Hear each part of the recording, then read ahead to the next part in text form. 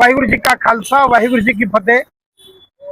आज आम्ही माननीय जिल्हाधिकारी साहेबाच्या ऑफिस समोर धरण्यासाठी बसलेले आहोत। 3 वर्षापासून शासनाने नियुक्त केलेले प्रशासक विजय सतबीर सिंग यांच्या कार्यकाळात भ्रष्टाचार बोकाळलेला आहे।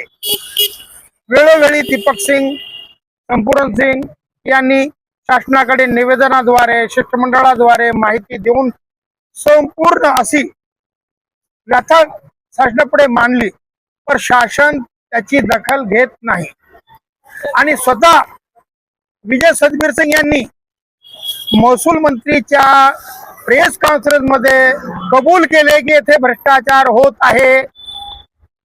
शासन नियुक्त प्रशासक असल्याने शासनाची तेवढी जिम्मेदारी बनते की प्रशासक नियुक्त केलेला कारभार योग्य रीती चालत नसल्यावर त्यांच्यावर SIT किंवा चौकशी लावावी, पण असं काही शासनाकडून होत दिसत नाही। त्यासाठी आज जागृती करण्यासाठी आणि संपूर्ण नांदेडच्या आमदार खासदार शासनाकडे मागून त्यांना मी सांगितले की याबद्दल कारवाई करा, होत दिसत नसल्यामुळे 1 दिवसाचे धरणे केलेले असून यापुढे जर तुम्ही कारवाई केली नाही तर हे आंदोलन तीव्र होईल असे शासनाचे आम्ही निर्देशन आणून देत आहेत। तर महसूल मंत्री महाराष्ट्राचे मुख्यमंत्री यांनी त्वरित याबद्दल निर्णय घेऊन झालेला भ्रष्टाचार चौकशी करून प्रशासक हटवावा अशी आमची सर्वांची मागणी आहे।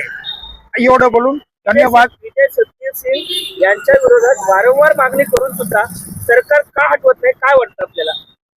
आम्हाला असं वाटते की शासन आपलं वर्चस्व इथून हटवू शकत नाही। त्यांच्या जे नियम त्याला लागू करण्याचे आहेत त्यांच्या मोहरा बनून त्यांना विजय सतबीर सिंगच्या कार्यकाळाकडून कार्य करून घेण्याची मनशा असू शकते।